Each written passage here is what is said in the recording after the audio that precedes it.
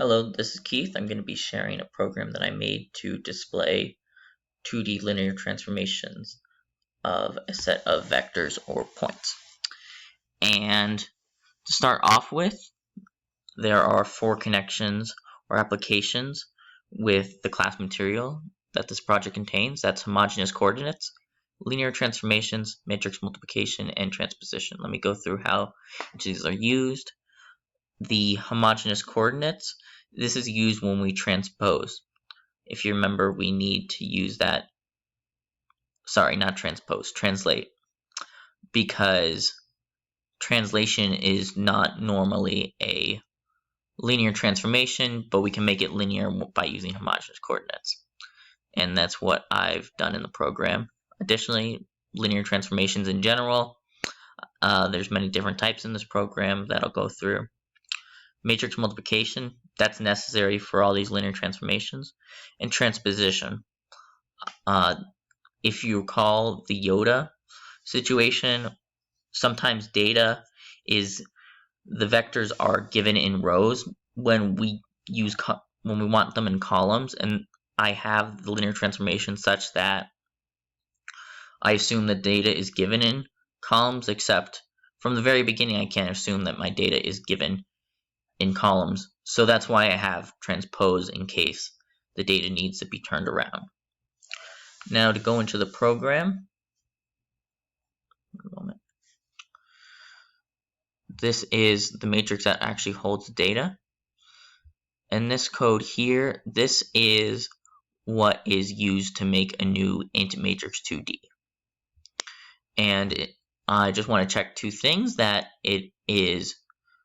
there are 2 rows or 2 columns, and the reason for that is that means that it is 2D. Remember, like I just said, we might be getting the vectors as rows or as columns, so as long as there's 2 rows or 2 columns, then we know it's 2D and it's all good.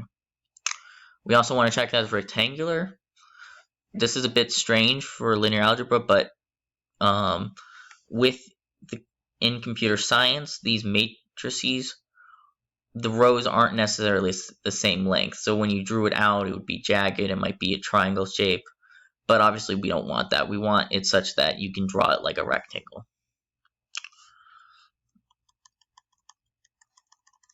This get matrix, this is just something simple that's just used so that we can get our data in the right form when we need it.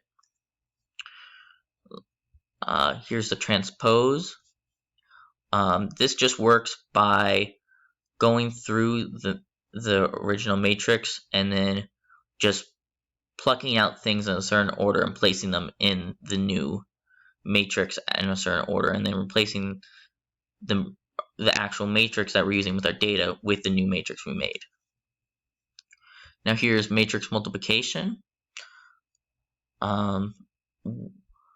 First I make some checks. First I check that this first matrix is rectangular because we haven't checked this yet, but I don't need to check the second matrix because you see that it's an int matrix 2D, and as I just looked at or showed you, that it's already covered that it's that we make sure it's rectangular. But we do still need to check that the number of columns in the first matrix equal the number of rows in the second.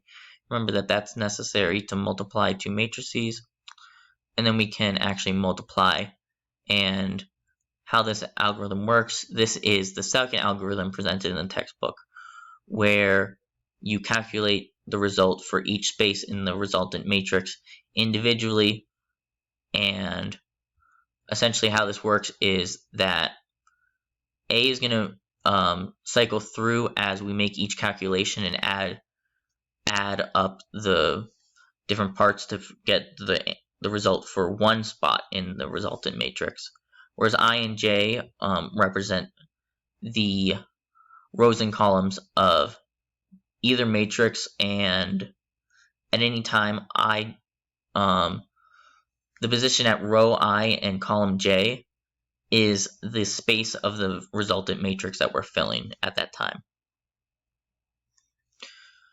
This is the same thing as before, except we just need to repeat it for int matrix 3D which you see I have over here, and that's because of the homogeneous coordinates.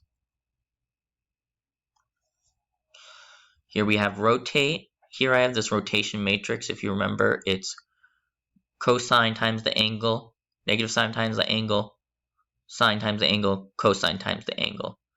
And I just needed to work with the numbers a little to convert from degrees to radians. And of course, we use left multiplication of the rotation matrix.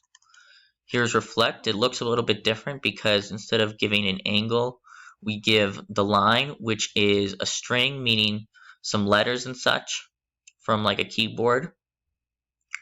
And then it's going to check here, well, is line equal to x equals 0? If it is, do this. If it's equal to y equals 0 instead, do this. If it's equal to y equals x instead, do this. And if it's equal to none of those, then we've got a problem, and that kind of handles it. Here is shear. This has a direction and a factor, and factor is how much times the y is being added to x, or how much x is being added to y. And similar to before, we're checking, is it horizontal? If it is, then do this. If it's vertical, do this. Then we have dilation, very similar to shear in how this is written, except we have the option of both here, and that is the standard dilation, that if you imagine the Mona Lisa activity, just pulling to diagonally, the image still stays the same, it just gets bigger, whereas if we did dilation just horizontally or vertically, that's like pulling on the ends and stretching it, either up or down, or up and down, or left and right, and warping it. So that has 3 options. Now this is the make homogeneous function. This isn't a linear transformation, of course. This is not really. This is just to help out the translate here, and all this is doing is just adding some 1s on the bottom of the matrix of vectors. Now how this works is we make our matrix homogeneous.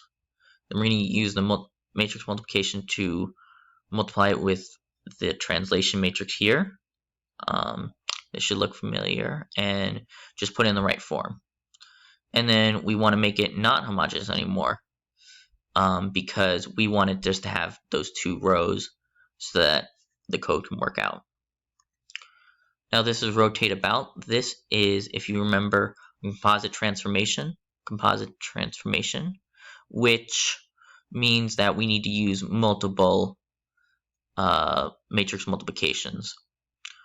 So if you remember, first you have to translate the matrix by the negative of the vector from which you're rotating about, and then you have to then rotate as normal about the origin, that is, and then you're going to translate again, but in this time in positive 1 of the direction of the vector.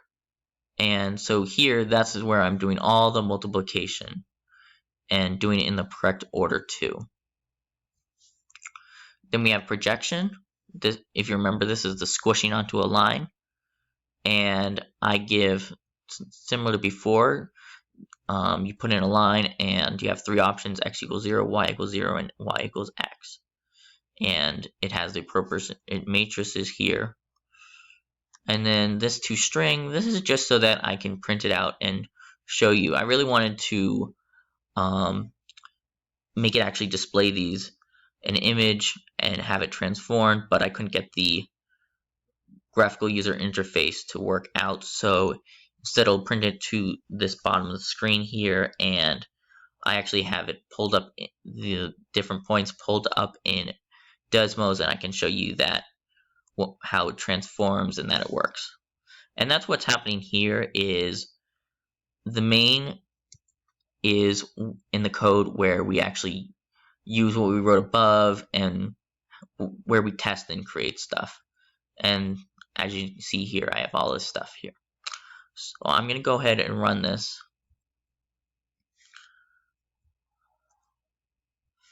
Now we have our original. You see that this is given in the Yoda form.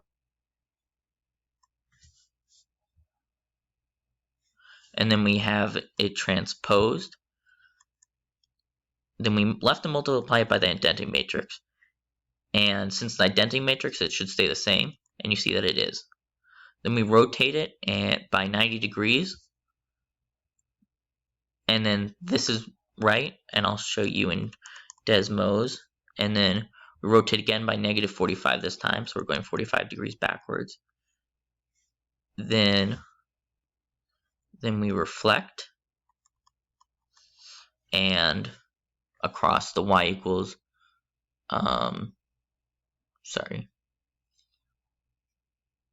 we reflect across the y equals x line.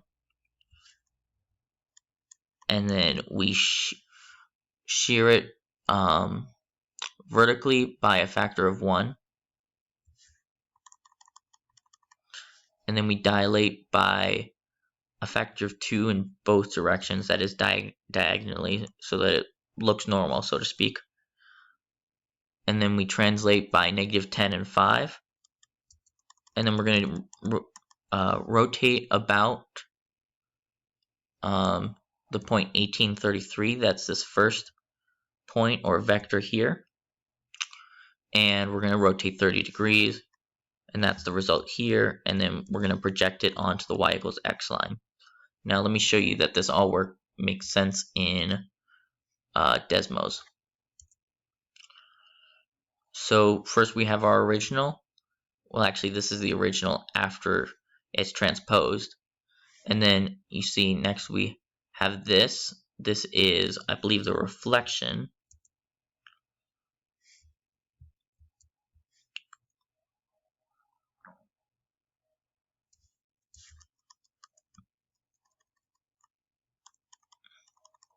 No, I think it's the rotation, my bad. And then next we have the rotation backwards. And then next we have, I believe that this is, yes, this is the reflection across the y equals x line. And then next we have, what is this? A shear, a vertical shear, you can see. And then we have a dilation. You can clearly see that it is dilated from the origin. And then we have this. You can see that that is a translation. And then you can see this, which is clearly a rotation about this point. And then finally we have our projection, and let's see that. And what do you know? It looks all good if you imagine the rays hitting it. This looks perpendicular. It all looks good. And that's how it goes.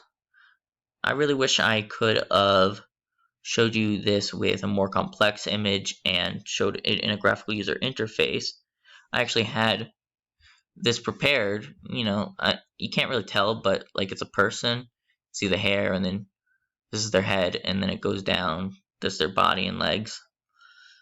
And it would look better with lines connected. And I wanted to have that be moved around, but fortunately I just couldn't get that working. But I'm glad that I could get the linear algebra working so that I could show you that. Now just a quick note on some stuff that I used. Even though I didn't actually get the graphics working, I found this really helpful in Stack Exchange, and also this resource from my CS 2440 class with Professor Waters. And yeah, and feel free to contact me if you want more information on these resources. Yeah, thank you.